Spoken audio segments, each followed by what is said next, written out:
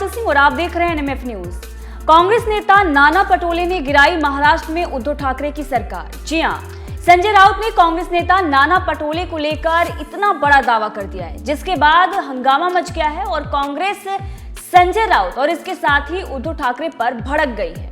दरअसल महाराष्ट्र कांग्रेस में पहले से ही दंगल चल रहा है और अब तो उद्धव ठाकरे गुट के वरिष्ठ नेता और सांसद संजय राउत भी अखाड़े में कूद पड़े हैं नाना पटोले पर बयानबाजी कर। उद्धव ठाकरे गुट का यह कहना है कि नाना पटोले ने विधानसभा अध्यक्ष पद से अगर इस्तीफा नहीं दिया होता तो हालात कुछ और होते, उद्धव ठाकरे की सरकार नहीं गिरती।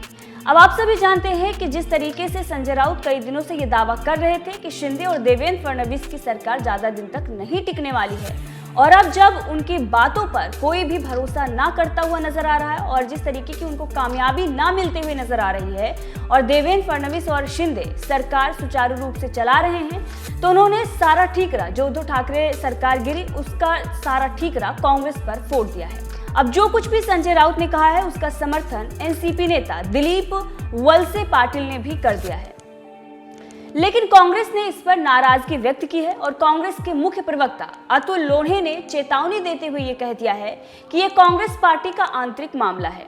रही बात नाना पटोले के विधानसभा अध्यक्ष पद से इस्तीफा देने की, तो वो उन्होंने कांग्रेस की तत्कालीन अध्यक्षा सोनिया गांधी के निर्देश पर दिया था। इसके साथ ही उन्होंने ये भी कह दिया कि महाविकास अघाड़ी के सहयोगी दल उद्धव सेना और एनसीपी को गठबंधन धर्म का पालन करने और सहयोगी दलों के निर्णय का सम्मान करना चाहिए। दरअसल उद्धव ठाकरे गुट के सांसद संजय राउत ने यह कह दिया था कि अगर विधानसभा अध्यक्ष की कुर्सी पर नाना पटोले रहते तो आज राज्य की अलग तस्वीर होती। राज्यपाल और विरोधी दल ने मिलकर सरकार गिराने की साजिश पहले से ही रच रखी थी। पटोले के इस्तीफा देने से उनका काम और भी आसान हो गया, क्योंकि पटोले के इस्तीफा देने के बाद राज्यपाल ने विधानसभा अध्यक्ष का चुनाव ही नहीं होने दिया। पटोले के इस्तीफा से विपक्ष को सरकार गिराने का मौका मिल गया। अब अगर पटोले ने विधानसभा अध्यक्ष पद से इस्तीफा नहीं दिया होता तो महाविकास अघाड़ी सरकार नहीं गिरती।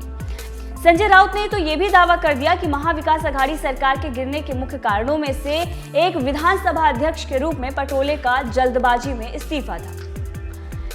स्पीकर के रूप में उनका इस्तीफा होशियारी नहीं थी। इसने कई समस्याओं की शुरुआत की जो सरकार के पतन में समाप्त हुई। अगर पटोले स्पीकर बने रहते तो बागी विधायकों को तुरंत अयोग्य घोषित कर दिया जाता। संजय राउत ने यह भी कह दिया कि पटोले को उद्धव ठाकरे सरकार के पतन के लिए दोषी ठहराया जाना चाहिए।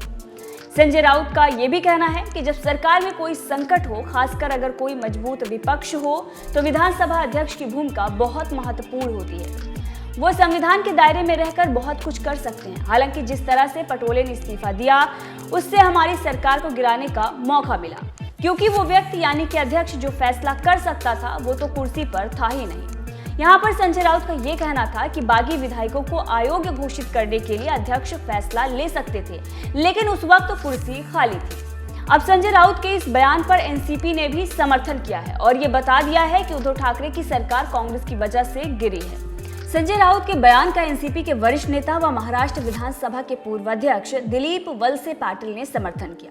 उनका कहना है कि यदि नाना ने उस वक्त विधानसभा अध्यक्ष पद से इस्तीफा नहीं दिया होता तो जो कुछ भी हुआ वो नहीं होता।